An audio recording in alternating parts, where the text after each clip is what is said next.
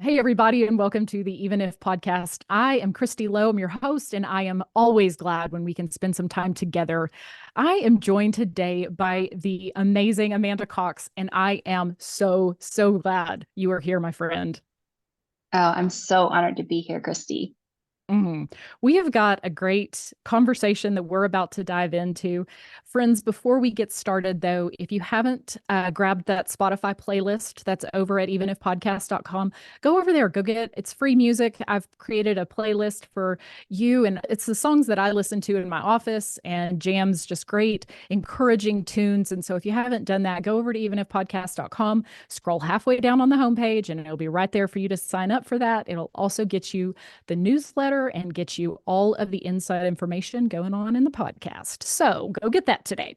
This conversation actually came about because she and I were having coffee. Amanda is another Lubbock girl. We are both realtors in Lubbock, and then the Lord just saw fit to not make us not only realtors but friends. And so, as we were having coffee a couple of months ago, and we were talking about marriage, and honestly, I don't even remember why marriage came up. It doesn't really matter now, but I said, "Hey, why don't we this is a podcast. Like we need to talk about this stuff."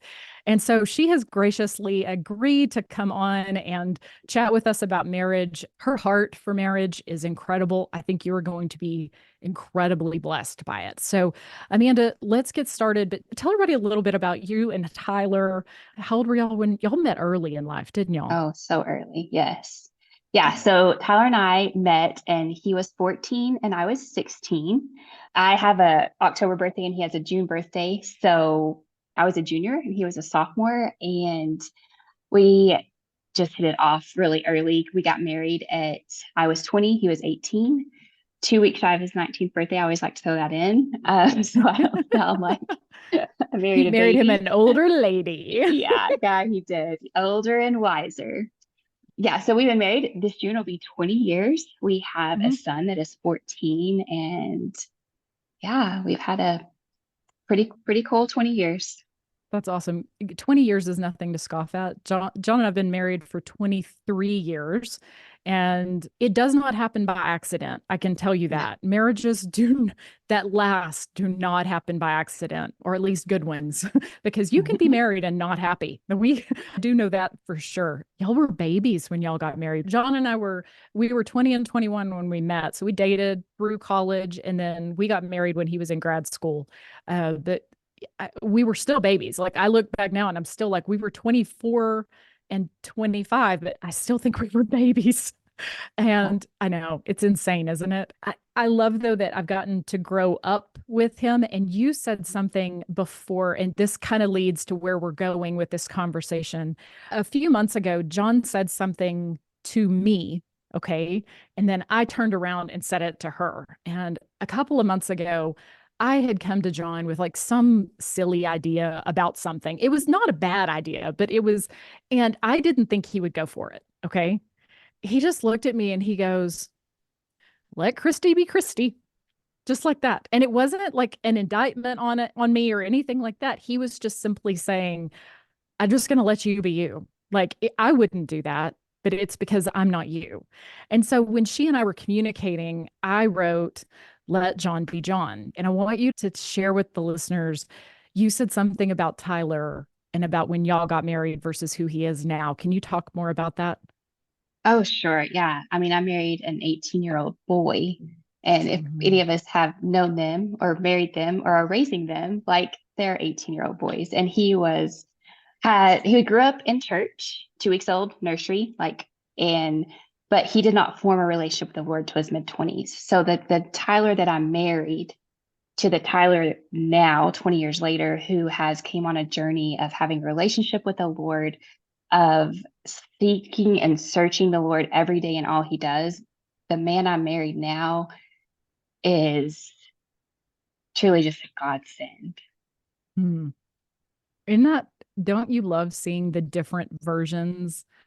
And that's the blessing of being married to someone for decades is, you know, we've known each other through the early and then as we've grown up together and are now beginning to grow old together because I am older than you. I did the math. I know how much older I am than you. But being able to grow over, it's one thing to get to grow old together, but it's another thing to just accept them for who they Mhm. are and the way that God made them. And so when he said to me, let Christy be Christy, I have begun to internalize, let John be John.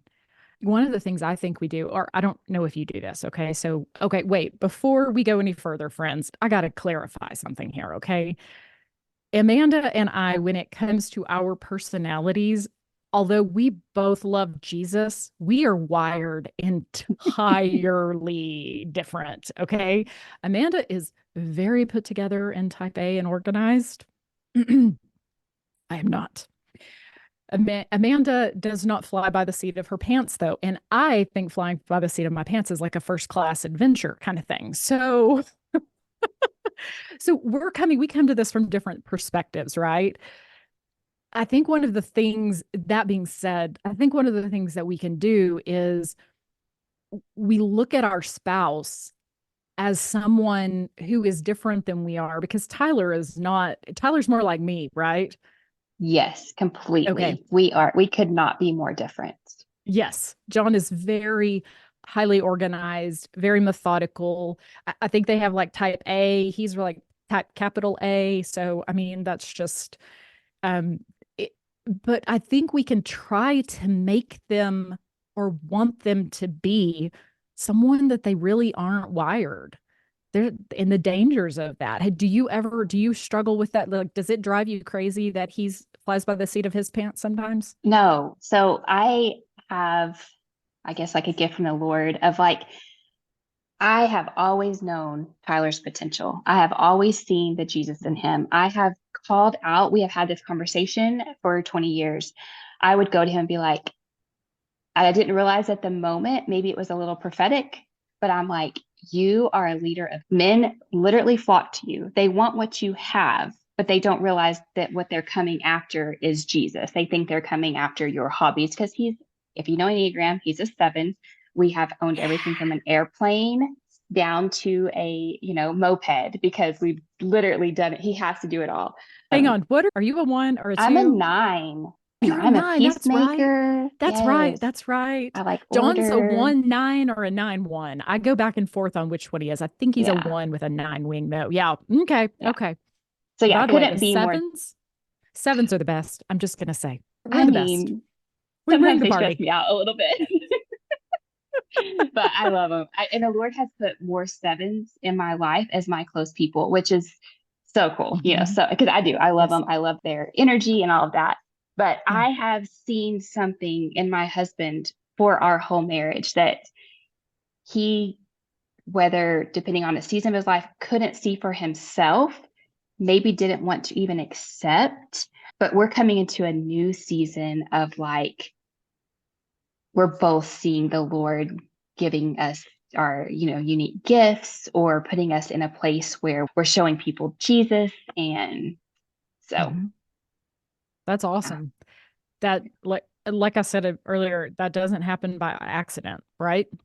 I wrote down so the way that we were going to talk about this, friends, is we're just going to kind of talk about the challenges or the ways that we can strengthen our marriage, the things that maybe are coming against our marriage. One of the things that I believe, and I know Amanda's going to agree with me here too, is I believe that it's time for us to start talking about marriage and the things of our marriage that actually move the needle, if that makes sense. We can talk about, well, he doesn't take out the trash or he doesn't help me with the dishes. That ain't going to move the needle, y'all, because most often the problem really isn't the problem.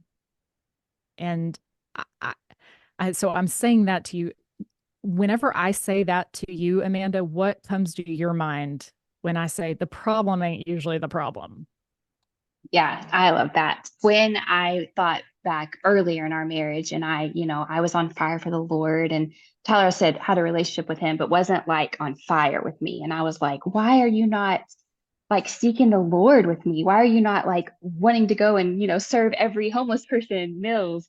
we had a different season and the Lord was working on us differently. So the problem wasn't that my husband didn't want to do those things or didn't have the heart for those things. It wasn't a season for those things. And I think having grace for our marriages and having grace for each other, but also encouraging each other. Tyler and I got to grow up together. We have done everything from, being married. We've owned multiple businesses. We've had children. We've had loss. We've just done a lot. And I just feel like the Lord just enriches the thing. So if your problem is he doesn't take out the trash, I think you should dig a little deeper. Yes. Or have you ever come to that place where you were like, this is not as easy as I thought it was going to be? Goodness. Yeah. So our marriage was easy. We did not, Tara and I do not argue. We do not fight much. Both of our personalities are shut it down and avoid it. So, you got both of Okay. those. So, when I say that, that was all good. And we would literally say, like, I don't know why people think marriage is so hard. But around year, I'm going to say 12, I think, marriage got very hard. And we went through a trial that I never saw coming. And I realized really fast. So a piece of advice I give to like my brother right now, who's only 3 years into marriage, is never stop fighting. Like Tara and I avoid it. But if Yes, you are not fighting, you are not fighting for each other. it's true. And I learned that. And again, and that's a struggle at year 20 that we still have to work on because we're still avoiders and pushers. So one Mhm. of us has to muster up and say the things. So yes and no. Yes, I thought marriage was easy, and people look were just, I don't know why you think it's hard, and why do you have these struggles? Just do this. And during that time, I didn't realize that my marriage was also suffering. I always Mhm. tell people I think I was living in a bubble Mhm. of doing the things, owning a business, raising a child, being a wife, entertaining my friends on the weekends, and I was neglectful in parts of my marriage. I just was. So Hmm. yes and no. Okay. So that's interesting because, everybody's marriages are going to be different here. Okay. And some people are going to be the people who fight it out like every day. Like fighting's just a normal part. I don't mind having I call them spirited conversations. Yes.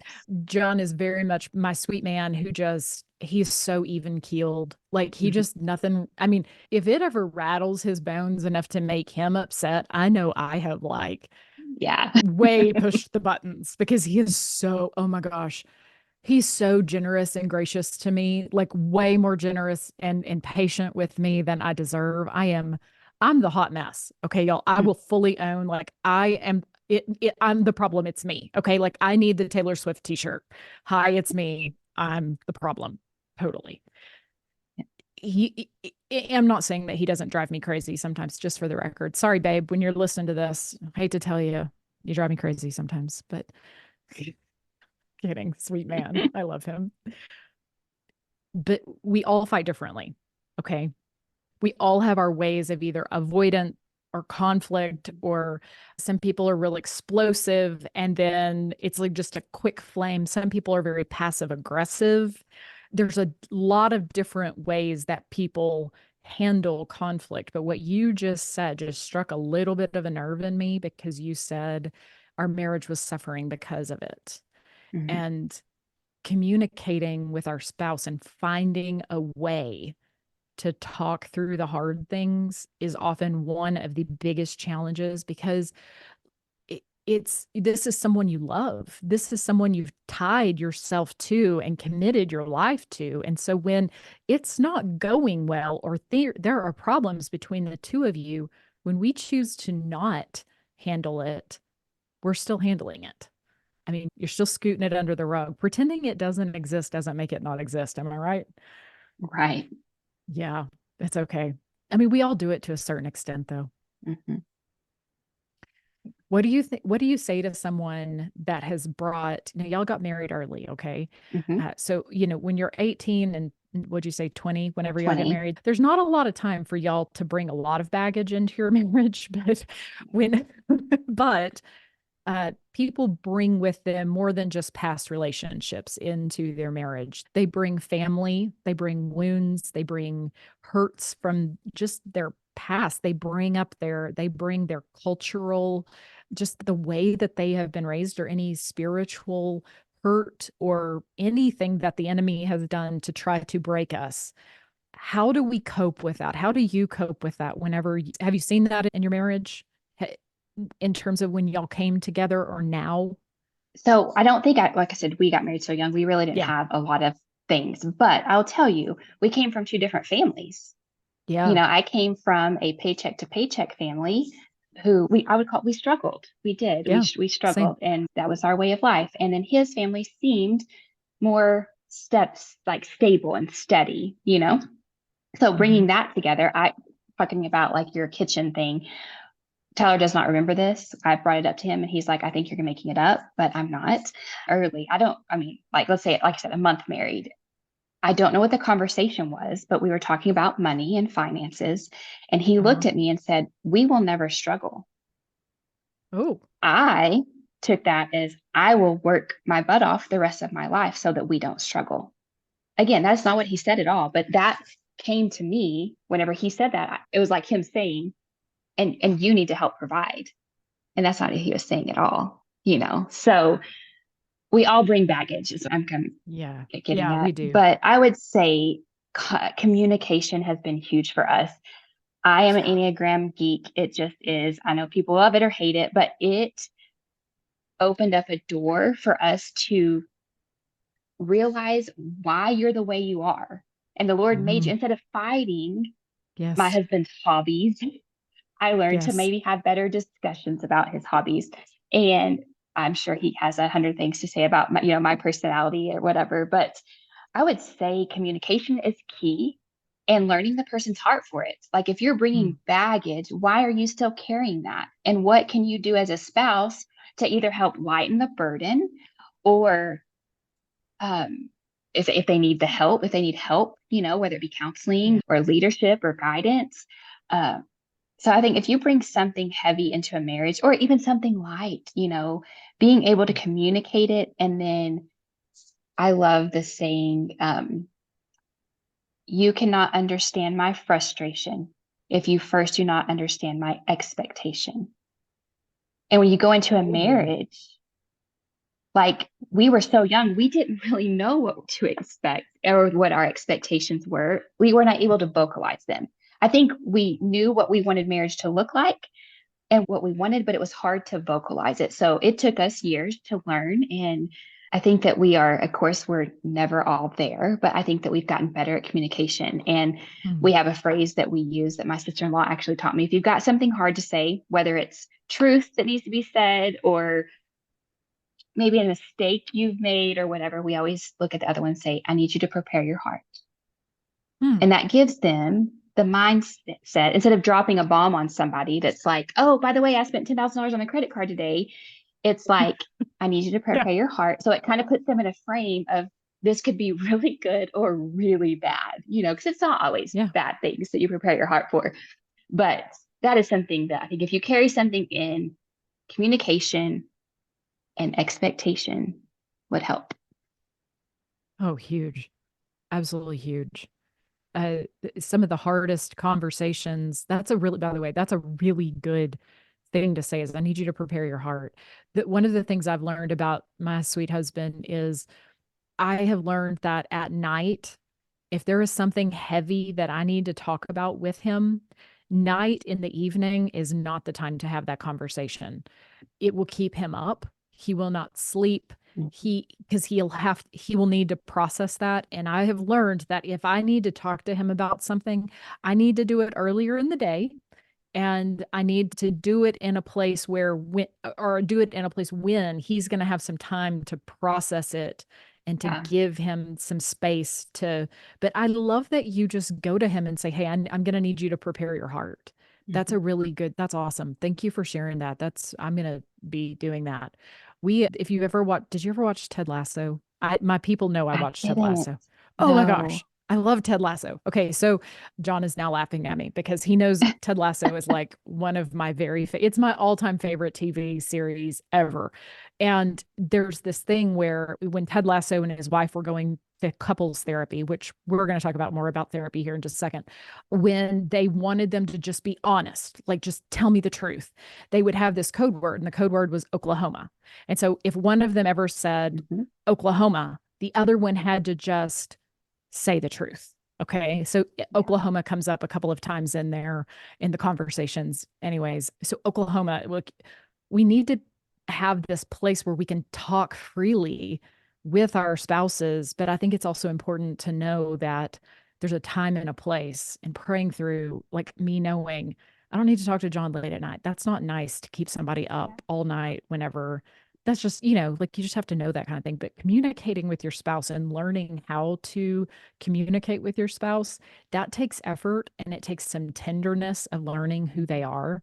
I agree with you that learning the Enneagram has been very insightful. It's the motivation behind, and to be, I can now go on the Enneagram at enneagraminstitute.com. They have like the levels of health that have you ever been there, and you can see like the different levels of health of each number. And it's actually really helpful for me sometimes to go on that and look at my number and to see, okay, here's how I'm acting, and do some self reflection. And then there's also, for you who are interested, if you know you and your spouse's Enneagrams, you can go on and it'll show you how the marriages between each type work. So I can put in, you can click like a marriage with a 1 and a 7, and it'll talk about the pros and the cons and why each works. And here are going to be your challenges. It's super helpful. I'll link in the show notes. We'll put Enneagram Institute in there. So if you friends want to go check that out, you can. Anything you want to add before we move on this? No. I want to go back to something you talked about, because you said that Tyler just told you, hey, we're not going to struggle. And you thought he was saying to you, we're going to work our butts off. And that was The rest of our including lives. you. Yeah, the rest Hmm. of our lives. Financial things are a huge part of people's marriages. Like that's the financial component of that. And it sounds to me like that was a miscommunication for what Tyler was trying to say. Do you want to clarify what he was trying to say? What was he? Oh, I'm curious. Like, what was he trying to say? So, oh gosh. So let's say we moved here 4 years ago to Lubbock. Uh-huh. And at that time, I owned a boutique, a restaurant, and I had multiple rental properties. So that was my job. Okay. I'm just an entrepreneur. That's what I do. So when we moved here, we sold the things in Hobbs because I didn't want to go back and forth. I didn't want to manage people from hours away. So we sold those things. And when I moved here, I had no clue what I was going to do. And for about a year to a year and a half, I didn't do anything. And it Okay. was during that time, I think it was during that time that I told him that, like, I just, I feel this pressure to work and I don't want us to struggle and I want to make sure I'm pulling my weight and all the things. And he was like, what are you talking about? And I'm like, I swear, like month one of our marriage, you told me this, and this is what I took from it. And he's like, A, I don't remember saying that. And B, absolutely not. That's not ever what I expected of you. Or I wasn't telling you you have to work the rest of your life or you have to provide for our family. So yeah, his heart in that was so, but what was sweet for me, because I had carried that. I think I carried that I needed to contribute to my family in a financial way for so many years that when we moved here, it was almost like the Lord like kind of put like a stop to my life. I wasn't managing people and I wasn't ordering clothes and I wasn't doing all the things. And we lived off of my husband's income for a year and a half without me doing anything or contributing. And it was almost like a sweet way of the Lord saying, like, I've got you, and me real like maybe lifting a burden off of me that thought I had to do this because it was expected of me. Yeah. Huh. It's interesting how we'll internalize things that our spouses will say to us and Mhm. then totally take them out of context, Yeah. or misinterpret them, and then live our lives for how goodness knows how long you were carrying that. And he was Hmm. like, I don't know what I meant at all. Like, Yeah. Oh, how sweet though that the Lord would just take and show you that like and give you clarity into something that had been broken in a way. Yeah. Like it was a broken chain of communication, going back to us saying like we have to learn how to communicate with our people. I remember of several years ago, it's probably been 2 decades now because that's how time flies these days. I heard Beth Moore say something along the lines of that she and her husband Keith, she's very open about how like they are very different humans. It has been a struggle many times, but she said something that stuck with me early in our marriage when I was doing Bible studies as a young person. And she just pretty much said that we were two people who refused to give up. So whenever we talk about being people who are unwilling to give up, how do you and Tyler now, okay, now that y'all have are working on communicating better, when you get frustrated with Tyler or he gets frustrated with you, how do you guys cope now? Well, before, like I said, we just didn't talk about it, so we didn't know anything was going on. But when we had a crisis in our marriage, and if anybody's been married, whether you've been married a year, 20 years, 50 years, like you've had crisis, like you've Oh yeah. had something you've had to deal with or something you had to go through. And the beauty of it is like the way the Lord grows you in those things. So for us now, after coming out of what I call like our valley, our deepest The valley, darkest. Yeah. the dark, yeah, deepest, darkest valley of, you said you never thought about leaving, and I had it all planned at one point. Yeah, scared to death, but I was like, I can't do this. I can't. Hmm. We're not going to make it. I remember thinking, like, we'll never make it. But man, I don't have marriage figured out, and don't think that you do either. But I'll No. tell you something that I have figured out, and that is divorce is never an option for me or my husband, no Mhm. matter what. And I mean that like no matter what. And I can say that because I have been redeemed. My marriage has been redeemed. It has been redeemed, restored. The Lord has opened our eyes to areas in our marriage where we didn't even know there was a problem. He has grown us closer together as a couple. Yeah, just sweet. Just sweet. It's beautiful when he does that, isn't it? Yeah. Yeah.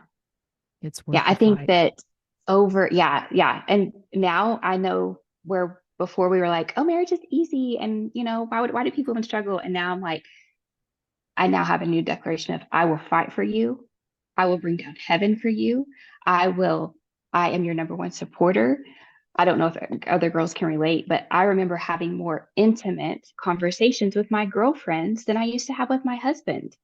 Like they Hmm. knew who I was. They knew my struggle, but I couldn't say that to him for Yeah. whatever reason. I don't know why.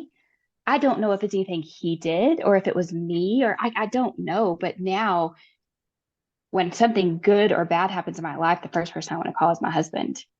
Hmm. And he is now my best friend. And you would think, well, gosh, I've been together so long. How are you not best friends? We weren't. At Yeah. one point, we were roommates.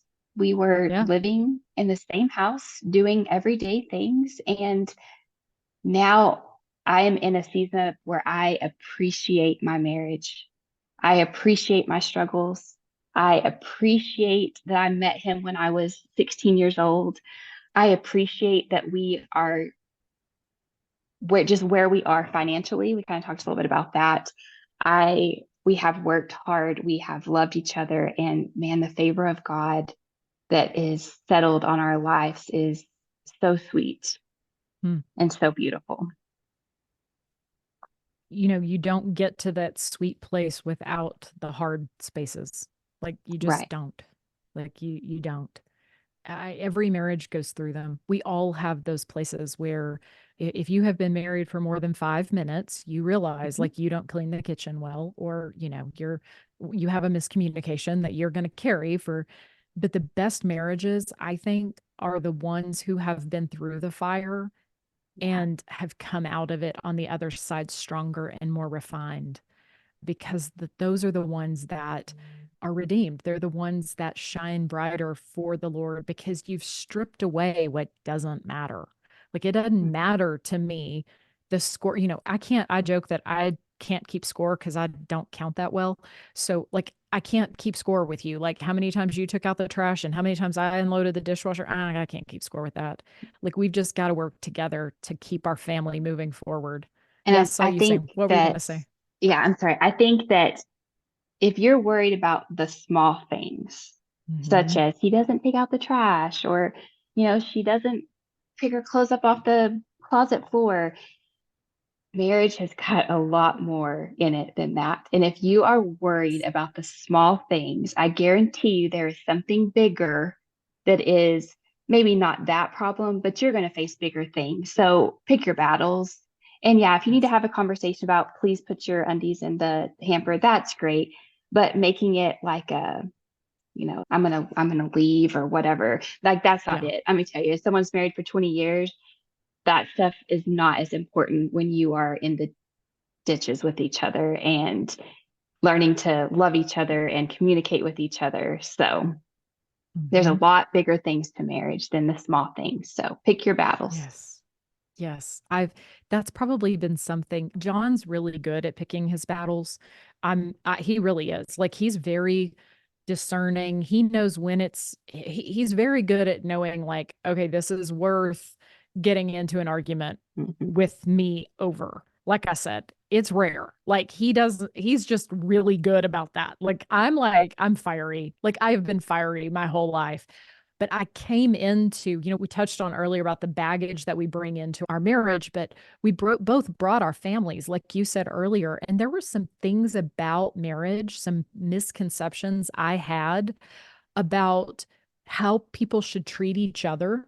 And I'm not trying to be disparaging to my parents. I just watched two people struggle mightily to provide for our family when I was growing up. And so I came into marriage just with some broken views of what the Lord really was calling us and how he was calling us to live out our marriage. And the one thing that if I could, one of the things I was thinking about when I was preparing for this episode was if I could tell my kids or my future generation anything, what would be my advice to them? And obviously, it's going to be please center your life and your marriage around Jesus Christ. That Yeah. is goes without saying. However, the second thing I would tell them is that counseling and Mhm. therapy and having trusted advisors in your marriage is the best thing you can do for a marriage. John and I actually, we had been dating for a couple of years and we needed to learn and grow up. We were growing up together, kind of like you and Tyler were. And I remember a friend of mine, an older person, she was like old enough to be my mom, precious woman. Her name is Carla Limbaugh. Shout out to Carla. Love me some Carla Limbaugh. I just confided in her. I was like, we were talking about getting married. We were talking about putting our lives together, but John had not proposed to me at this point. And I remember telling her that I was so frustrated. I was so ready to be married. I was ready. Like I knew within like a month of starting to date John, I was like, oh, this is the man I will marry. By the way, my dogs are in the background barking. If you can hear them, we're being attacked by the UPS man currently. Okay. Sorry about that. Anyways, I don't know if y'all can hear that or not. But I remember her saying to me one day, she was just like, sweetheart, you two have committed your lives to each other, but I think that you guys need to be on the same page spiritually before you get married. And until you get on the same page spiritually speaking, I don't know that the Lord is going to bless this union. She was like, I believe you have committed your lives to each other. She was like, there is absolutely no doubt in my mind that you and John have committed your lives to each other. And what she wasn't saying that I can see now is I had to learn to let John be the leader of our home. And that required some counseling before we ever got engaged. We went to pre engagement counseling. For those of you who are like, oh, yeah, we did engagement counseling, I'm like, oh, no, we were in therapy before therapy was cool. And with one of the godliest, the guy who ended up marrying us, his name is Scott Latham, incredible human. We were living in Abilene at the time, John and I were, before we got married. And we would drive up to Lubbock where Scott Latham was ministering at a church here, and we would sit with him for sometimes 2 or 3 hours at a time. And he began to just help us see our relationship from a spiritual perspective and learning how to understand that John is needs to not only he needs to be the leader of our home between the two of us.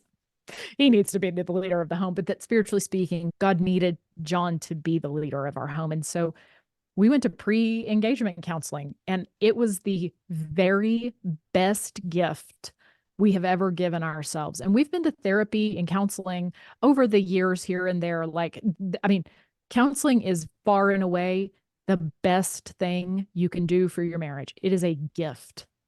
It is a gift. Yeah, for sure. Tyler and I have a little different story than that. So I'm going to put a little spin on it for you. We have not been to counseling. Okay. No. I mean, I went for like 4 weeks during a time, during our, I'll call it, our trial time or our valley. But what helped us, and I think it's the same thing, it maybe just not be sitting down with a counselor, but we had built a foundation of friends and Mm-hmm. family who loved Jesus and who fought for us when we had no fight in us. I remember like not even having what I would even call an ounce of fight. I did not have any more words to say. I was done, threw my hands up. Tyler never threw his hands up. Throw that out there. But personalities, I think it's different Yeah. personalities. But we had people who were like, that's great that you feel that way, but I'm not giving up. I won't let your marriage give up. I will fight for you. I will pray for you. I don't care where it takes you. So we didn't really have counseling. I feel like we had more counselors in Yeah. our life, just a You need, tribe around us that, yeah.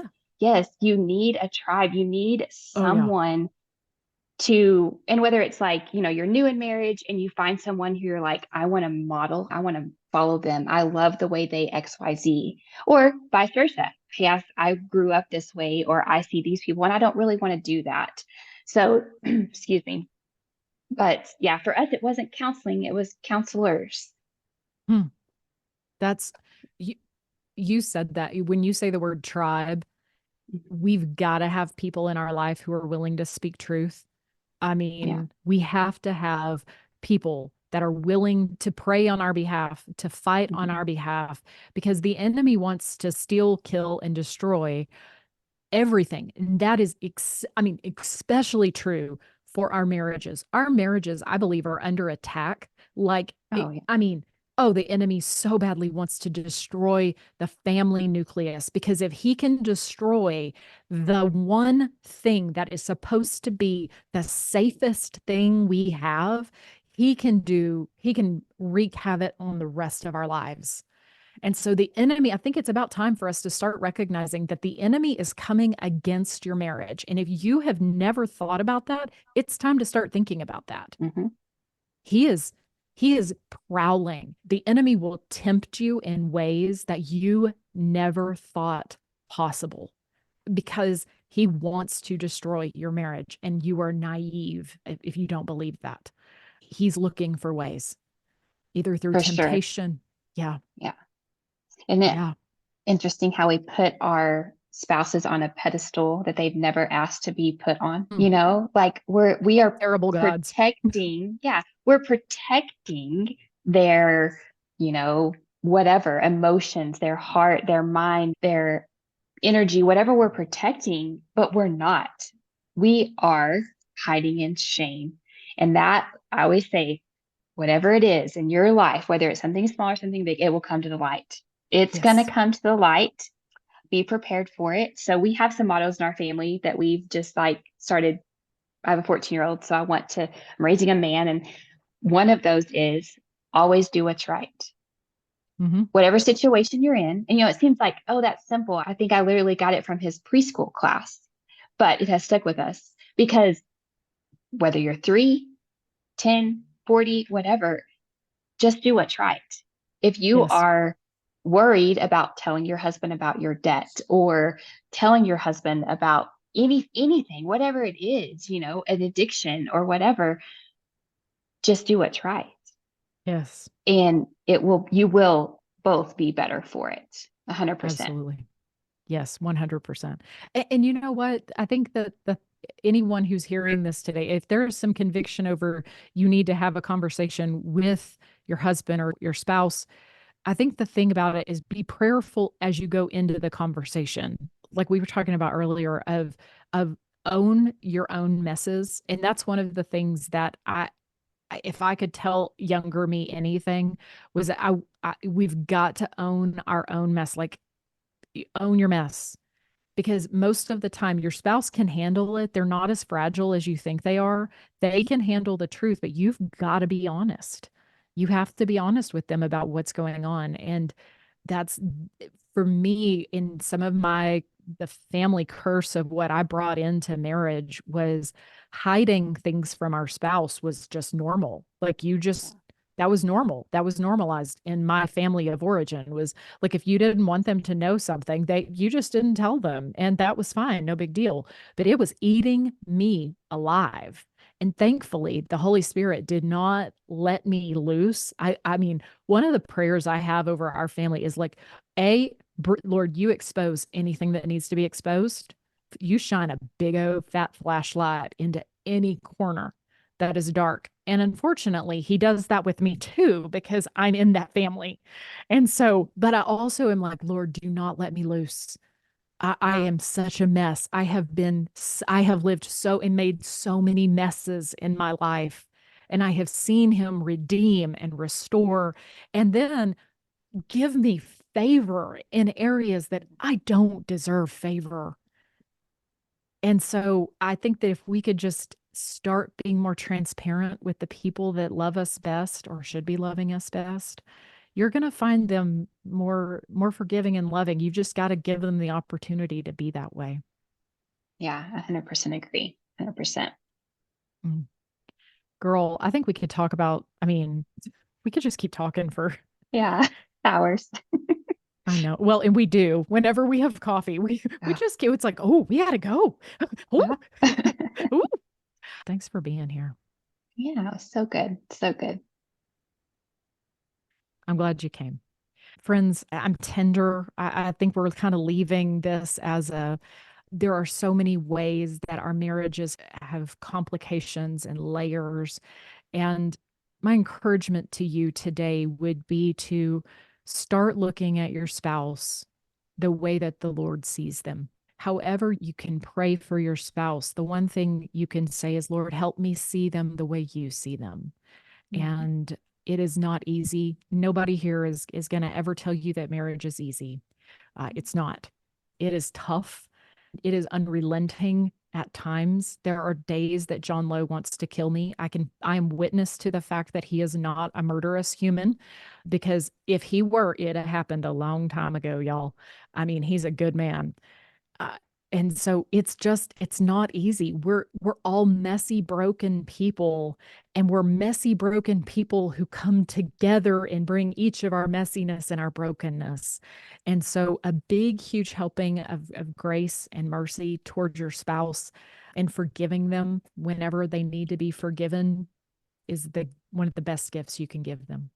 Is anything else you want to say before we wrap up, my friend? Oh goodness, I feel like we've covered so much, but could like you said, talk for hours and hours. I think my biggest desire, I would say, in my life right now is to pour into marriages and to show them Jesus. Like you will not make it without Jesus. No, You might no. get through for a few years, but you're not going to make it without Jesus. And Yeah. I have had him in my life for years and in my whole marriage, but the relationship that I have and seek now is much different than when I was younger. And the way I rely on him now is different. So I would say just seek the Lord and surround yourself with people who will pour into you and also find those people you can pour into. That's a huge thing. There's so Yeah. many, whether it's younger people or even, people who've been like us married 20 plus years, that still just need some encouragement or someone to walk beside and be with them. So I would say I always say, if you want to be a friend, if you want friends, you need to first be a friend. So same thing in marriage, you know. Yeah. Yeah, exactly. Well said. Very well said. Friends, I'm glad that you have spent some time with us today. You are always, our DMs are always open if you want to connect. I'm just going to tell you guys that I adore y'all. Marriage is not easy, but we are in this together when we link arms and we have honest conversations. Like Amanda said, shame cannot exist whenever we are speaking truth. The Yeah. enemy just retreats when truth is spoken. So we're just putting that before you today and encouraging you to be honest about where you are and be honest about the trajectory of where you are. And if you need to make some course corrections, then hey, you do. We've all been there. It happens. It's life. So thank you guys so much for being here. And good Lord willing, I will see y'all next week.